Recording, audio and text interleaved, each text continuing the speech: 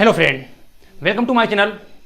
दोस्तों, जैसे कि आपको पता है, हम मध्य प्रदेश एडीपीओ की अब तक के 8 वीडियो यानी 8 एक्ट कंप्लीट कर चुके हैं। कुछ एक्टों की कुछ धाराएं शेष बाकी हैं, उन्हें ही मैं बहुत जल्द कंप्लीट करा दूंगा।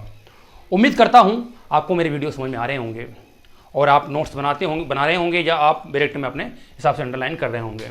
ठीक है, आइए उसी एडीपीओ एग्ज़ाम से संबंधित मेरा एक सजेशन है कि आपको सीआरपीसी और सीपीसी जो हमारे प्रोसीजर लॉ हैं, इस पर थोड़ा सा चर्चा करते चले। शायद मुझे लगता है कि ये एडीपीओ के लिए काफ़ी महत्वपूर्ण साबित होंगे। आइए हम बात करते हैं आज 2 सब्जेक्ट की, सीआरपीसी और सीपीसी। दोस्तों, इसका 1973 और इसका 1908। ठीक है, इसे लागू किया गया 1 अप्रैल 1974, क्रमांक 2। ठीक है, और इसे लागू किया गया 1 जनवरी 1909 को। ठीक है, अब मैं इसे क्यों लाया, मैंने इसे क्यों चीज़ समझा। और दोस्तों, हम बात करते हैं हम एडीपीओ की। जैसे आप जानते हैं कि इसके सिलेबस से आप परिचित हैं कि अब सीआरपीओ हमारा एडीपीओ का जो सिलेबस है उसमें 28 सब्जेक्ट लाके हैं। इससे पूर्व की बात करें और दोस्तों 32 सब्जेक्ट हुआ करते थे। अब इनमें कुछ हेरफेर किया गया, मतलब कुछ सब्जेक्ट चेंज किए गए, जिनमें से आप ये मानिए कि हमारे पास जो क्रिमिनल प्रोसीजर है वो हमारे पास 28 एक्ट हैं, और जो सीपीसी थी सिविल प्रोसीजर, उसके सब्जेक्टों को चेंज कर दिया गया। अब हमें जो एडीपीओ बनने के लिए महत्वपूर्ण जो भूमिका निभानी है वो दोस्तों निभानी है क्रिमिनल केस में।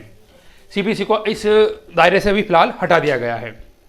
ठीक है, तो आइए हम बात करते चलें कि सीआरपीसी और सीपीसी क्या है। जैसे कि आप जानते हैं दोस्तों, सीआरपीसी का मतलब है आपराधिक मामले, और सीपीसी के अंतर्गत आते हैं सिविल मामले। आपराधिक मामले और सिविल मामले। अब आपराधिक मामले से भाई आप एडीपीओ बन रहे हैं, उम्मीद करता हूं आपराधिक मामले और सिविल मामले आप जानते होंगे। आपराधिक मामले के अंतर्गत आप जानते हैं कि वो सारे मामले जो अपराध, जैसे कि हत्या है, चोरी है, डकैती है, ठीक है, मानववध है, या हमारे जो एक्ट हैं जैसे कि महिलाओं से संबंधित एक्ट हैं, बच्चों से संबंधित एक्ट हैं, इसके अलावा सारे जो एक्ट हैं वो आपराधिक मामले आते हैं जिसमें।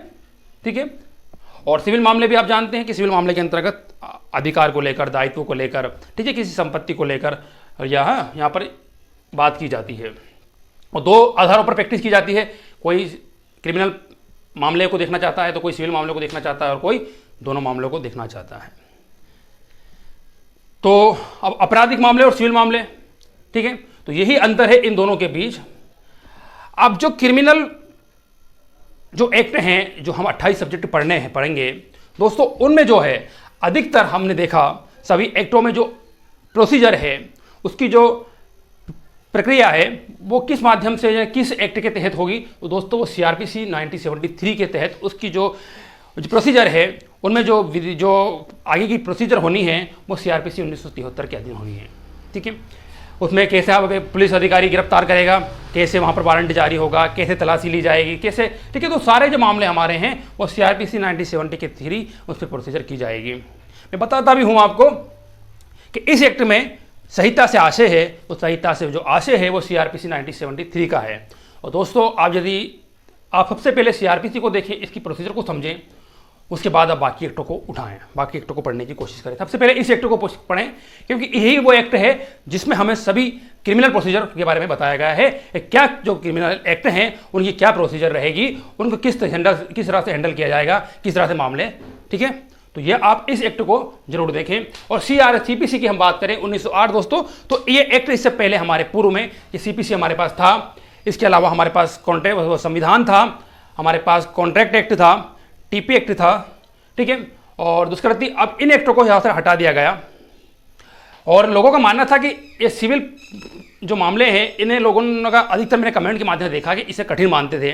ठीक है, तो ये कठिन चीज़ आपसे फिलहाल दूर हो गई है। अब आपके पास क्रिमिनल जैसे आप आसान समझते थे, ठीक है, ये आपके बीच अब सब्जेक्टों में है।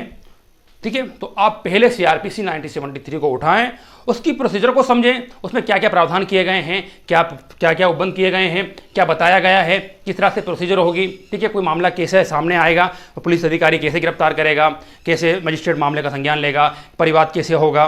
ठीक है, संज्ञेय क्या, असंज्ञेय क्या, ठीक है। तो आप सबसे पहले मैं उम्मीद करता हूं आप इससे परिचित हो जाएं, ठीक है। उसके बाद फिर आपको जो सब्जेक्ट बेहतर लगे उसे उठाएं, ठीक है। तो आपको समझ में आएगी कि सीआरपीसी 1973 के तहत क्या प्रोसीजर है और कौन सी धाराएं इसमें लागू होती हैं इस एक्ट के तहत, ठीक है। तो ये सीआरपीसी 1973 जो 1 अप्रैल 1974 क्रमांक 2 है, जो बहुत महत्वपूर्ण एक्ट है दोस्तों इस एडीपीओ के लिए। इसलिए मैंने आज सीआरपीसी और सीपीसी के बीच डिफरेंस दिखाने के लिए, बताने के लिए आज मैं इस वीडियो को लेकर आया हूं। तो हम देखते हैं सभी एक्टों में। अभी मैं 8 एक्ट पढ़ा चुका हूं जिसमें मैंने आपको बताया हूं कि इस संहिता से आज से क्या है। तो संहिता से आज से सीआरपीसी 97 दंड प्रक्रिया संहिता 1973 जो है, किसका 74 का 2 हम देख रहे हैं सभी एक्टों में। तो हम सभी एक्टों में ये चीज़ देख रहे हैं, तो पहले हम क्यों ना इससे अवगत हो जाएं, पहले हम क्यों ना इस एक्ट को कंप्लीट कर लें, पहले क्यों ना सीआरपीसी को देख लिया जाए, ताकि हमें समझ में आ जाए कि हम बाकी एक्ट पढ़ रहे हैं तो उसमें जो प्रोसीजर है वो कौन सी प्रोसीजर यहाँ पर लागू होगी। इसके अलावा सीपीसी में जो है दोस्तों, इसमें प्रोसीजर जो है वो सीपीसी की जो प्रोसीजर है वो सिविल मामलों में लागू होती है, ठीक है। इससे सिविल मामले के संबंधी जो हमारे एक्ट थे वो अब फिलहाल हटा दिए गए संशोधन होने के बाद सिलेबस में, ठीक है। तो उम्मीद करता हूँ ये मेरे को सीआरपीसी और सीपीसी में दोनों में डिफरेंस समझ में आया होगा, ठीक है। और ये वीडियो आपको कैसा लगा, यदि अच्छा लगा हो तो प्लीज़ लाइक करें और इस चैनल पर नए हो तो चैनल को सब्सक्राइब करें। Thank for watching.